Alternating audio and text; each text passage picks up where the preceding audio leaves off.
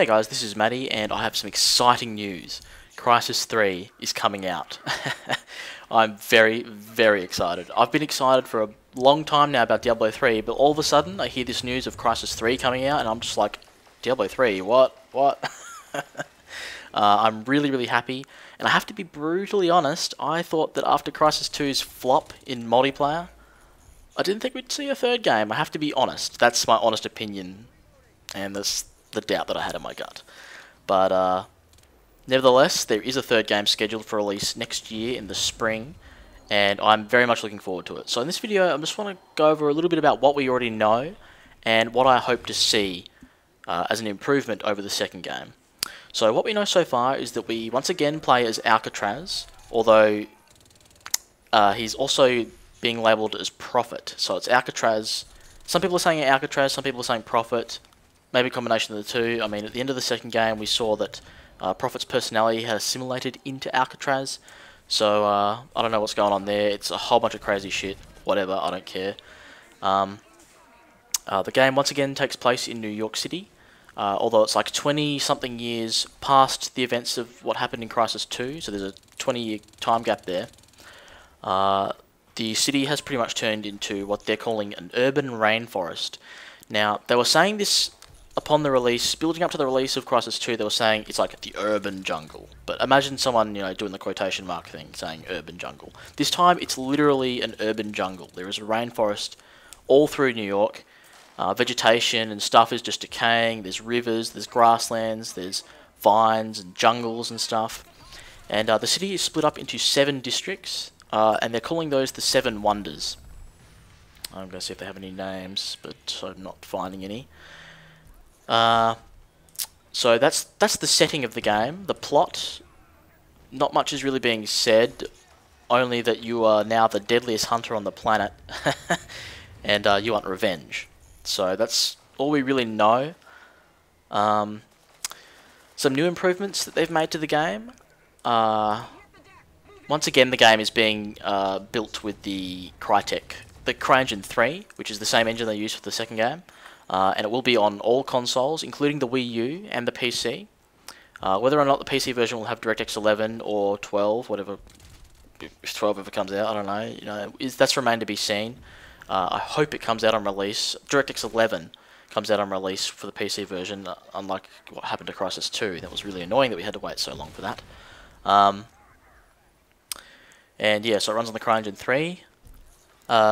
There are a lot more weapons in this game this time around. Apparently, there are a lot more alien weapons too.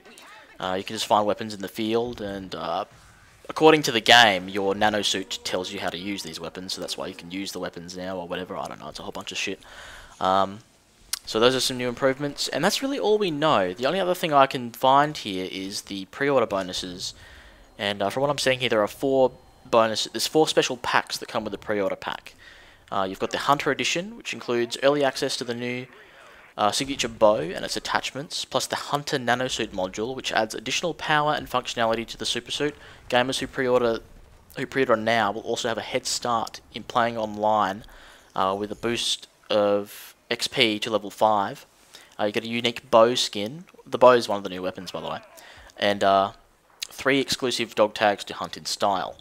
That's the Hunter Edition. Then we have the Stalker Pack, which includes the base game, all the Hunter Edition content, and the following early multiplayer unlocks. For players who like to stalk their prey from the shadows, the Stalker Pack provides early multiplayer access to the deadly semi-automatic shotgun. This powerful close-range shotgun comes with attachments, blah blah blah, custom skin, exclusive themed dog tags. You've got the Overkill Pack, which includes the game, all the Hunter Edition content, but this time minus the shotgun. You get something called the Typhoon Assault Weapon and skin. This, I'm assuming it's like a heavy weapon or a light machine gun or something like that. It says here that it spews 500 rounds a second, and you get exclusive dog tags. And you have the Predator Pack, which comes with the Feline as the early access weapon. Excuse me. So I'm unsure if you get all of this. I'm assuming you don't. I'm assuming when you pre-order the game, you get to choose which special pack you want. So depending on how you want to play the game, if you want to play it like a stealthy kind of guy, you'll go for the Stalker Pack, I guess. I think this is an incredible idea. I really like this actually. I think more games should do something like that. You know, instead of just, you know, you pre-order the thing and everyone gets the same thing. You know, it's all boring. You can pre-order it, but choose, you know, your own style of what you get. Basically, I mean, at the end of the day, after a certain amount of time, everyone's going to have everything anyway, so it doesn't really matter. But it's still a nice touch. You know what I mean? As for, well, I think that's pretty much it about what we know so far about Crysis 3. Sorry guys if I'm talking really weird, I'm just actually really excited. But now I'm going to get into what I want to see in Crysis 3. Okay.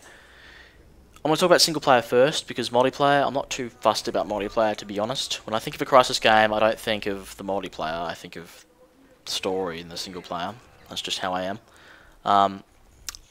So for single player, I would like to see more open world levels. I would like to see us being able to choose a much more distinct path. Crysis 2 felt very linear to me. It didn't feel like there were a lot of options. It was more just follow the straight path, but you can go down this straight path at any angle. That's what it felt like.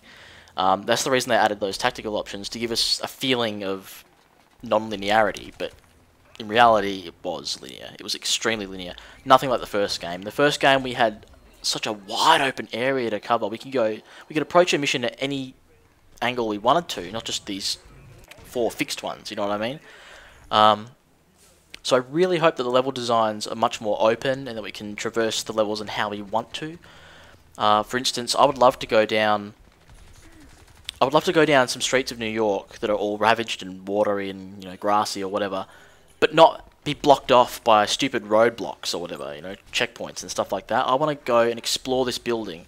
I would love it if we could enter some buildings, even if it's only like 1 or 2 stories of this building. I would love to enter some of the buildings and being able to, you know, instead of just it being a shop that's like, you know, very small, I would love to explore an entire story of a building or something like that. Maybe a cave.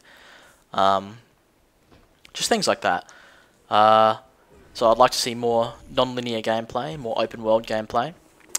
Second, I wish to see the AI improved. Now they're using the same game engine, so I'm not sure if this is going to be the case, and from what I read, they're pretty happy with how the AI turned out in Crysis 2. But I think anyone can agree that the AI was a little bit shonky, especially when it came to the cell soldiers. I mean, I constantly saw soldiers walking off of cliffs, walking into each other, walking into walls, getting stuck, and sometimes just blatantly not even seeing me. I could shoot someone and they would just sit there going, huh? What? You know, like, I don't know. So I hope they improve the AI. And, okay, what else would I want to talk about? Okay, this is a little touchy. The voice acting. Okay, the voice acting in Crysis 2 I felt was a little bit off. It didn't feel believable to me, and it didn't feel realistic. Now, it's kind of hard to say that because I'm not a voice actor, and I'm sure that, you know, if any of them heard me talking this way, they'd probably punch me in the face if they ever met me in real life. But the only ones that sound believable to me when I was playing Crysis 2 were Prophet, Lockhart, and what's the other guy? The old guy, Jacob Hargreave. Those are the only characters that I really felt were real and believable, but all the rest sounded really stiff. It's like you knew they were acting, and it took me out of the story, to be honest. And and here's an example. This character is not really in the game. He's only got a minor role. When you go to Wall Street and you need to get yourself in the chair at the Crytek base or whatever, and Nathan Gould goes into the door and he threatens that dude with a gun. He's like, you know, we need to do a test, you know, here's a gun in your face, do it or I'll fucking shoot you. It's not actually what he says, but it's the gist of what he's saying. The guy's like, whoa, don't do it, man. Okay, man, just calm down, man. He's waving a gun in his face. You'd think he'd be like, whoa, what the fuck, dude? Holy shit, okay, shit, chill out, dude. You think he'd freak out a bit more, you know what I mean? I don't know. It just didn't sound believable to me. It didn't sound like he was really being threatened with a gun. It sounded like he was a hippie on drugs, just saying, whoa, man, don't fucking ruin my mood, you know? I mean, I'm just chilling out here, you know? It didn't feel believable. And there were plenty of situations like that. I'm sure if you play the game again and really pay attention, you'll notice what I mean. And also, I like to play games with subtitles on.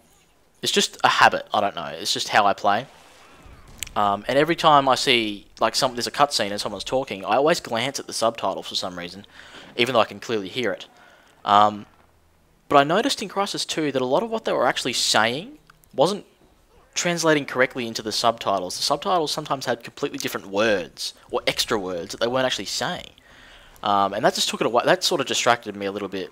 I'm sure not everyone does that, but I do that, and that distracted it from me. So I would like to see more non-linear gameplay, more open world environments, better AI, and maybe a little bit more cleaner voice acting. And another thing is, but this is already being addressed, obviously, I would like to see more weapons, but that's already being addressed, so I'm happy about that. As for multiplayer, I think multiplayer is fine. I was talking about this with somebody else last night.